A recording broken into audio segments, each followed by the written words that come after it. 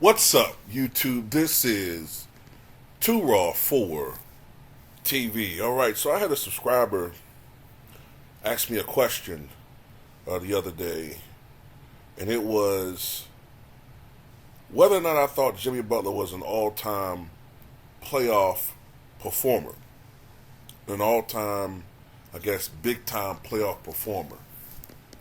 And I understand why people would be saying that. I mean, the man just had one of the greatest series that we've ever seen. Averaged 37.6 points per game against the top-seeded Milwaukee Bucks.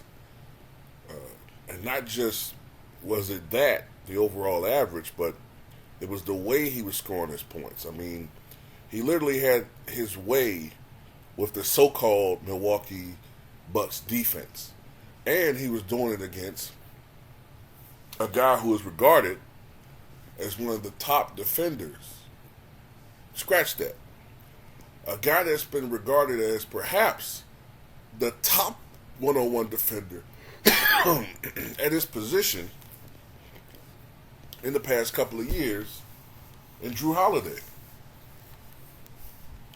So I don't want to take nothing away from what Jimmy Butler did, other than the fact that I think that his attack should have been at least slowed down more to something like 31 points a game if the Bucks had a competent head coach.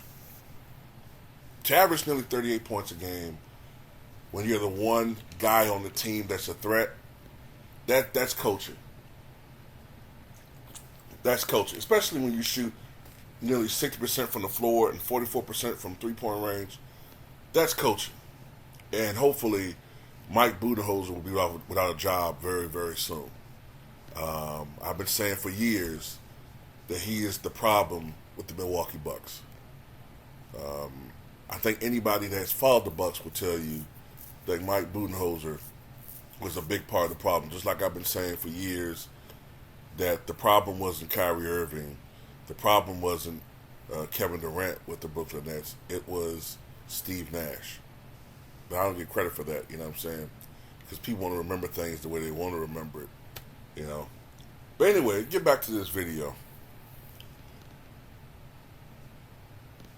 An all-time great playoff performer, I can't go there. I can't go there. Now, if you're asking me, is he one of the best playoff performers of his era? Yes. Yes, I could go there.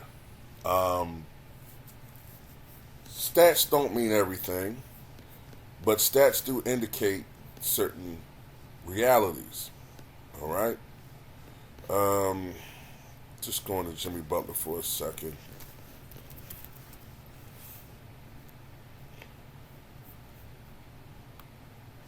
We'll look at some of his numbers. Regular season versus playoffs. Now, for his regular season career, Jimmy Butler's played in 754 games. He's averaged 18.2 points per game, 5.3 rebounds, 4.2 assists. He has shot 46.7% from the floor, 32.3% from three-point range. That's one of the areas of his game that's been considered a bit of a weakness. And 84.2% from the charity stripe. He has an effective field goal percentage for his career of 49.9%, PER rating for his career of 21.6, and 105.9 career win shares. So he's had a very fine regular season career. Hall of Fame, I don't know if I would go that far. Some people would call him a Hall of Famer. I see him as a bit borderline. He was a All-Star 6 times. So he definitely has a case, especially considering if they can, if he can go to the finals again with this team, then I would strongly begin to lean toward him having a Hall of Fame career.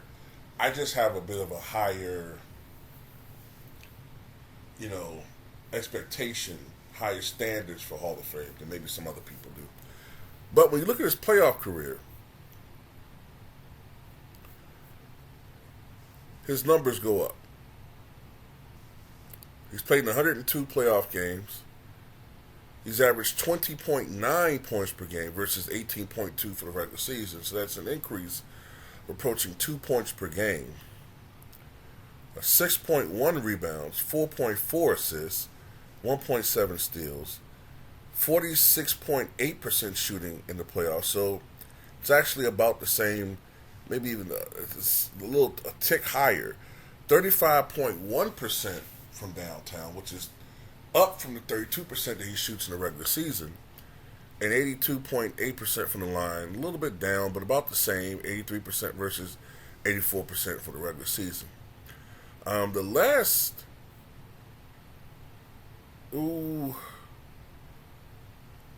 let's just go the last 4 playoff appearances for Jimmy Butler.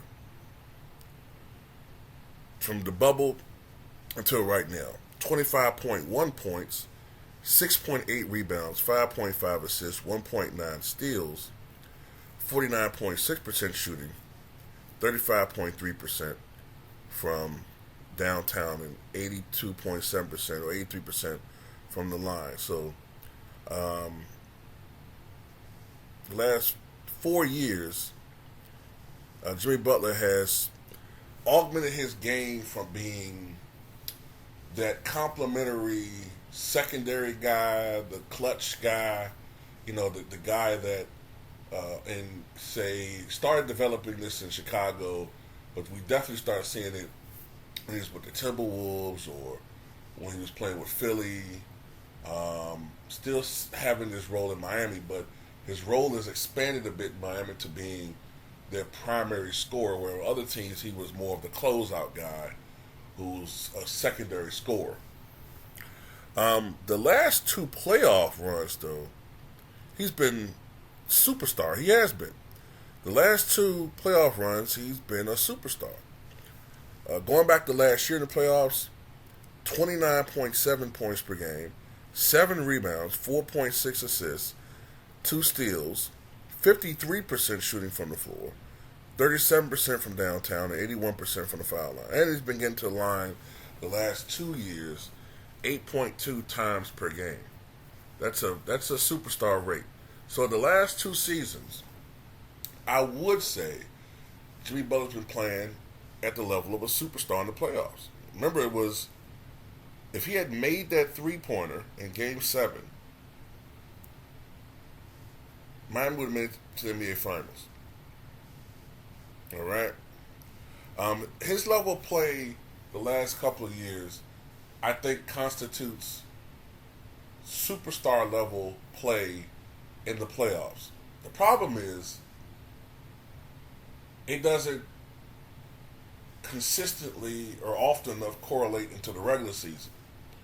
In the regular season, Jimmy Butler being a team player, you could argue, he's playing within a system. You could argue he's not as assertive in the regular season, as he is in the playoffs in the regular season, and he's going through the motions. Not going through the motions, but, going through the grind of the regular season, not forcing anything, going through, being there when he's needed. I think also another thing that hurt Jimmy Butler is that there was a perception in the first half that he was having a down year. He picked up his level of play considerably in the second half of the season, ended up having better overall numbers this year than he did last year. I think one thing people do forget, though, is back in 2021, Jimmy Butler had a terrible first-round series against the Milwaukee Bucks. That year, in 4 games, I can't remember whether or not he was hurt. I want to say he may have been hurt. He may have been having some nagging injury. I can't remember. But I do remember him playing terribly. It was a 4-game sweep at the hands of the Bucks. He only averaged 14.5 points. Did average 7.5 rebounds and 7 assists, but only shot 30% from the floor, 27% from 3, and for him, uncharacteristically, only 73% from the line in those 4 games. So he did have a terrible first-round series 2 years ago against the Milwaukee Bucks that he has more than made amends for this year by having an all-time great series. Of course, including that 56-point game outburst in Game 4. Speaking of that, there have been 26 players that have scored at least 50 points in one game in playoff history.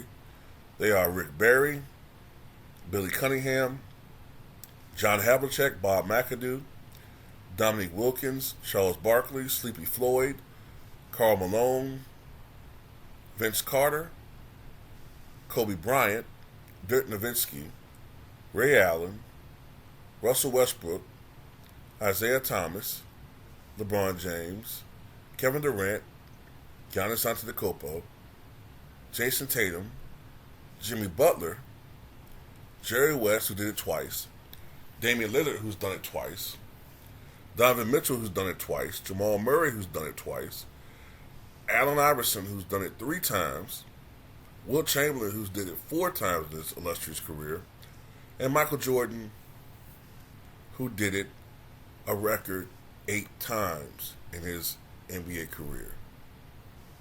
8 times of 50 points or more, including the NBA record of 63 points in a game back on April 20th of 1986.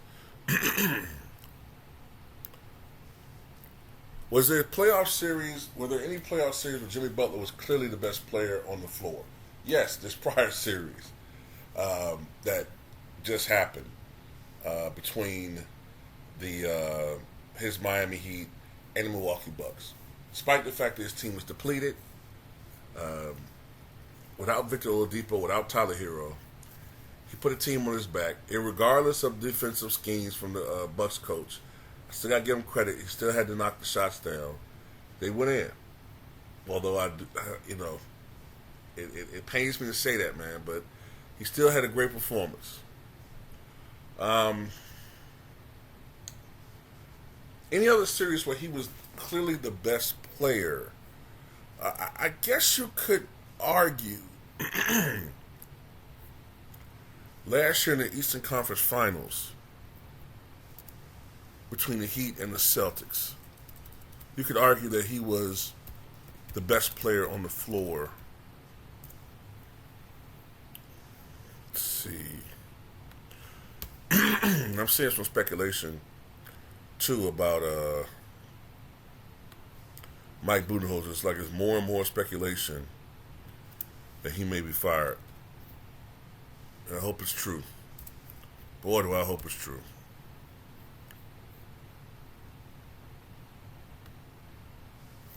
All right, here we go.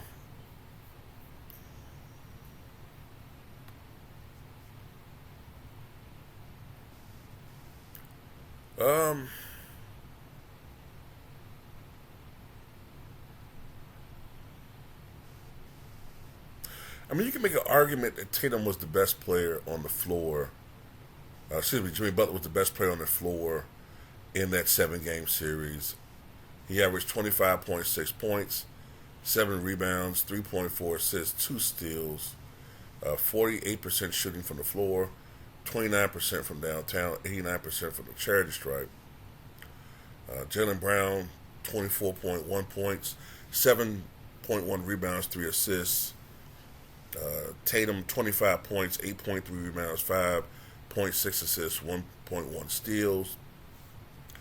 46% shooting for Tatum, 49% shooting for Brown. Brown was also 40% from downtown.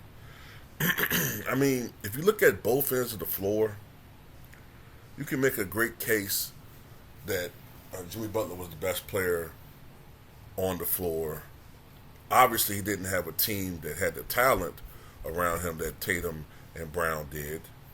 I think you make a case that he was the best player on that floor in that series. But it was close. Much, much closer than what we've been seeing this year. 2020 NBA Finals, Butler was probably the 3rd best player on the floor behind LeBron and Anthony Davis.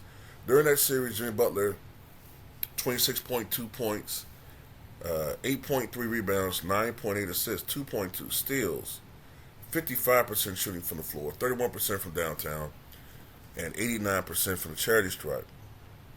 But LeBron James, 29.8 points, 11.8 rebounds, 8.5 assists, 1.2 steals, 59% shooting from the floor, 42% from downtown, 67% from the charity stripe. And even Anthony Davis, who didn't shoot, well, actually he did, 25 points, 11 rebounds, 3 assists, 1 steal, 2 blocks, 57% shooting from the floor, 42% from downtown, 94% from the charity stripe. So I think you could argue, I mean, there's probably some series in the, like, earlier where you could say Butler was the best player, but in the deeper rounds, off the top of my head, this was the first series where Jimmy Butler was, without a doubt, the best player on the floor. I mean, there was no question about it. The absolute best player in the playoff series. He was the best player, extraordinary dominance, like Kobe Bryant, Michael Jordan, LeBron James type dominance. Last year in the conference finals, it was a lot closer. You could make the argument it was Jimmy Butler. He definitely raised his level of play, averaging 27 points during that playoff run. In the bubble, he was impressive, but he definitely looked human. Rumors that he was engaged in activities outside of basketball that was draining him of his energy. But at the end of the day, LeBron and AD were just the better players on the better team. So at the end of the day, I have to come away with the conclusion, I don't think Jimmy Butler is an all-time great playoff performer.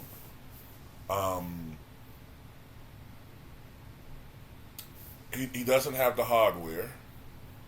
That's part of it. Not everything though, but he doesn't have the hardware. He has been to one NBA Finals. He had a really good series. He's been very dominant this playoff so far, but I think once they play the Knicks, who are actually coached by a real coach who know how to strategize and make adjustments and focus on who's the guy that's actually hurting the team, I see his numbers kind of falling back to earth. All-time playoff performer, no. All-time playoff performer for his generation, yeah, I can see that. Anyway, that's just my opinion. I have to agree with it. But that's just my opinion. I think Jimmy Butler is a great player, but I think Mike Budenholzer and company have made him look like one of the 10 great players in NBA history. That's just my opinion. Tell me what you guys think.